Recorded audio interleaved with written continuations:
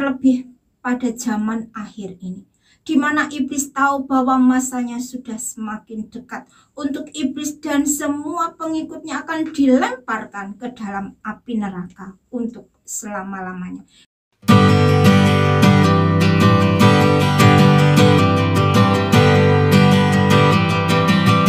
Salam, salam sejahtera di dalam nama Tuhan Yesus Kristus.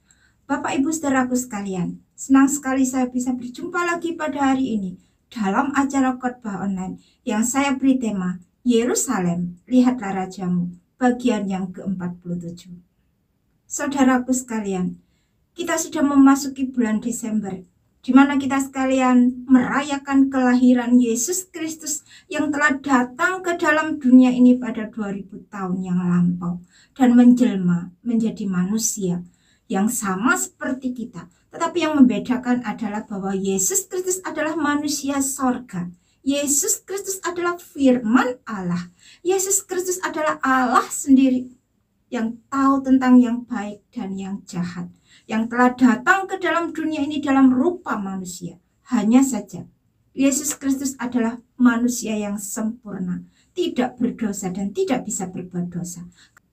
Karena Yesus Kristus tidak terlahir dari benih manusia, yaitu Yusuf suami Maria, melainkan dari Allah sendiri. Dan sejak berada di dalam kandungan Maria, ibunya, Yesus Kristus telah dikuasai oleh Roh Kudus. Karena bagi Allah tidak ada satupun perkara yang mustahil, semuanya pasti jadi. Karena perkataan Allah itu ya dan amin, dan apa yang dinubuatkan oleh para nabi itu haruslah digenapi. Yesus Kristus bukan berasal dari dunia ini, tapi Yesus Kristus adalah manusia sorga. Tidak ada seorang pun manusia yang dapat naik ke sorga selain daripada dia yang telah turun dari sorga. Hanya manusia yang berasal dari sorga saja, yaitu manusia Yesus Kristus yang sanggup melepaskan kita manusia dari kekuasaan iblis yang berkuasa atas dosa dan maut. Karena inilah tugas anak manusia datang ke dalam dunia ini, yaitu dengan satu tujuan khusus, untuk menghancurkan kekuasaan iblis di dalam kehidupan dan penghidupan kita manusia. Firman Allah yang telah menjadi manusia itu, yaitu manusia Yesus Kristus, harus datang ke dalam dunia ini untuk menyelamatkan kita manusia. Karena manusia telah tunduk dan takluk di bawah kekuasaan iblis. Manusia biasa tidak akan sanggup melawan iblis, ataupun mengalahkan, ataupun melepaskan dirinya sendiri dari kekuasaan iblis. Terlebih pada zaman akhir ini, di mana iblis tahu bahwa masanya sudah semakin dekat untuk iblis dan semua pengikutnya akan dilemparkan ke dalam api neraka untuk selama-lamanya. Itulah sebabnya iblis bekerja lebih ekstra agar manusia menjadi budaknya iblis, bahwa sudah tertulis di dalam kitab Wahyu bahwa sesudah masa 1000 tahun damai, maka iblis itu akan dilepaskan dari penjaranya dan iblis akan pergi menyesatkan bangsa-bangsa pada keempat penjuru bumi, yaitu Gog dan Magog, dan mengumpulkan mereka untuk berperang. Dan jumlah mereka sama dengan banyaknya pasir di laut. Inilah yang dimaksudkan dengan masa kesukaran yang besar yang terjadi atas dunia ini, yang pada akhirnya iblislah yang disembah oleh semua orang yang namanya tidak tertulis di dalam kitab kehidupan anak domba itu.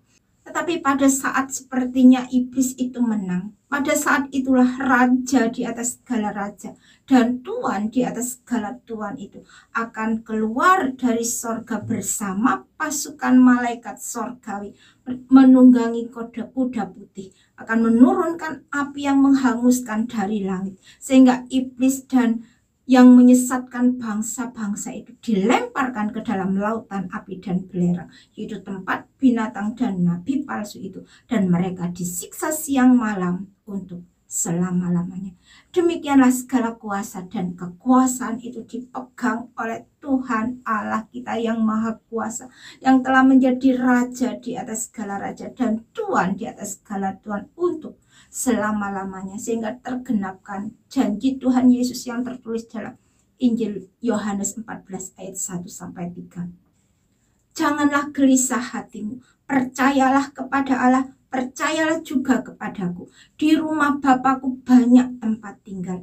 Jika tidak demikian, tentu aku mengatakannya kepadamu. Sebab aku pergi ke situ untuk menyediakan tempat bagimu. Dan apabila aku telah pergi ke situ dan telah menyediakan tempat bagimu, aku akan datang kembali dan membawa kamu ke tempatku, supaya di tempat di mana aku berada, kamu pun berada. Inilah janji Tuhan Yesus Kristus, bukan saja kepada murid-muridnya pada waktu itu, tapi juga kepada semua orang yang percaya dan yang menerimanya, bahwa Yesus Kristus adalah Tuhan dan Juru Selamatnya secara pribadi dalam kehidupannya. Dia akan menjadi Allah kita, dan kita akan menjadi umatnya untuk selama-lamanya. Kita akan bersama-sama dengan Allah dalam kerajaan sorga yang kekal dan mulia. Amin. Berbahagialah setiap kita mendengar firman Tuhan dan yang melakukan di dalam kehidupannya. Tuhan Yesus memberkati. Haleluya.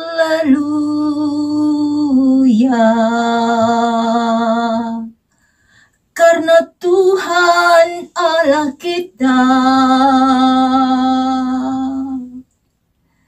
yang Maha Kuasa telah menjadi Raja. Mari kita bersorak-sorai. Haleluya.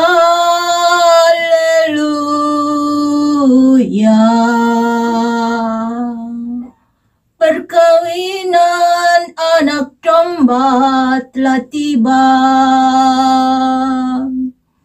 Pengantinnya telah siap sedia. Mari muliakan Dia. Terima kasih Tuhan, terima kasih Allah. Ini iman percaya kami kepadamu Bapa. Terima kasih Tuhan. Engkau Allah kami yang hidup. Engkau Allah kami yang berkuasa dulu, sekarang, sampai selama-lamanya. Kami sudah membaca merenungkan firman-Mu. Kiranya Tuhan mampukan kami untuk kami boleh melakukan apa yang menjadi kehendak-Mu dalam kehidupan kami. Di dalam nama Tuhan Yesus Kristus, kami sudah berdoa dan mengucap syukur. Haleluya. Amin.